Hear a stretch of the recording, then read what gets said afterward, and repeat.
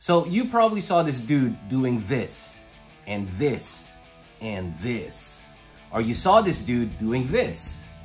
Or you saw this dude, or this guy, or this dude, or even maybe not. Whatever the reason, you decided you wanted to own a Gibson Les Paul. But here's the thing, there are many different kinds of Les Pauls, and I'm only talking about the original ones here made by Gibson. Yo, what about Epiphone, brah? Well, sure, but that's not... Are you being a snob, brah? You're only talking about the expensive stuff, brah? Look, the show is called Simplified, okay? We're only gonna be talking about Gibson for this episode. We'll do another one for Epiphone later on. Let's keep it simple. Okay, even within the Gibson model, there are many different kinds of Les Pauls. There's the Tribute, there's the Custom, there's the Classic. So it's easy to get lost in all the different choices. But today, I'm only going to take you through the flagship model, which is the Gibson Les Paul Standard. And within that model, we have two choices. You have the 50s model and you have the 60s model. So what's the difference and which one is for you? Which one do I prefer? Let's find out. Before we do, please hit the subscribe button down below so I can keep making videos like this and hopefully be able to buy even more guitars. So the Gibson Les Paul came out in 1952. Since then, there have been many iterations and reissues, but two main periods have defined the Les Paul range for generations to come. That's the 50s model and the 60s model. Gibson have introduced many different variations of Les Paul in the past and even brought in some new technology. But people have demanded and the company listened.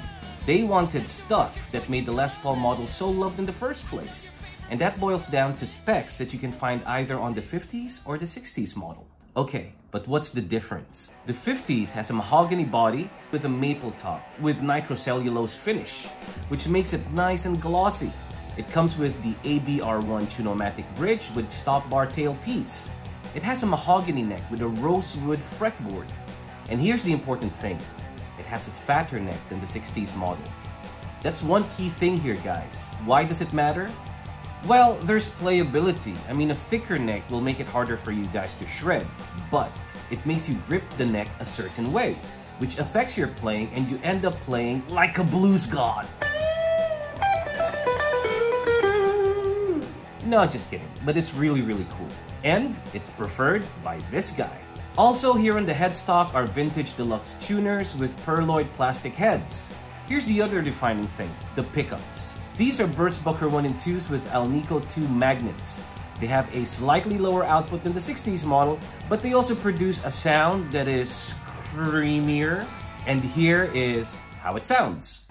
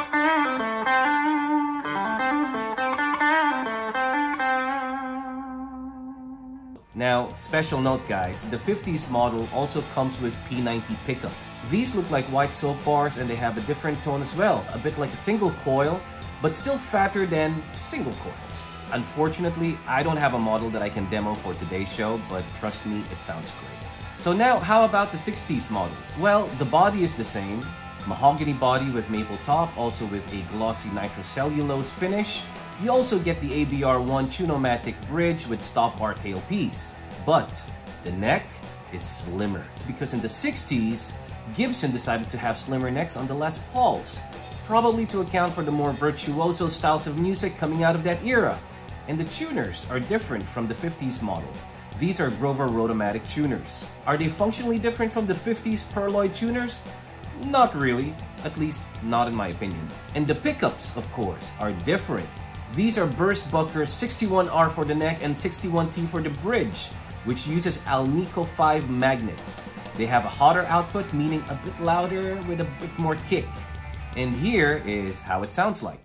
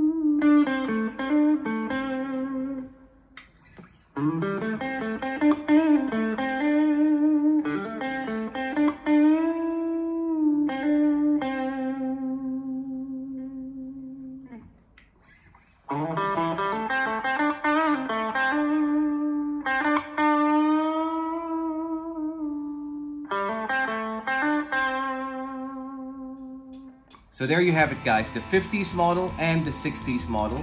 It's the same soul, but two different bodies. If you like the feel of a vintage Les Pauls, this is probably the one for you. It's got the creamier tone, that fatter neck, and it's got, really good aesthetics, vintage. On the other hand, if you like something a bit more contemporary, you like it a little bit louder, just a little bit more intense, you probably want the 60s model. It's also got a slimmer neck, which lets you go a little bit faster on the fretboard.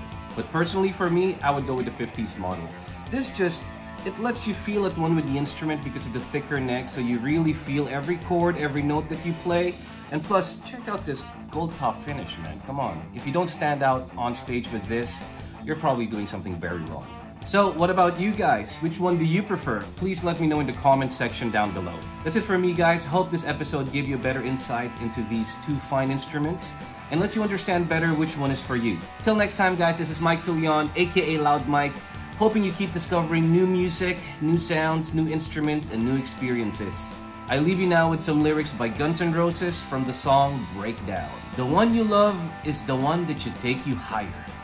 You ain't got no one, you better go back out and find her. Profound. Later.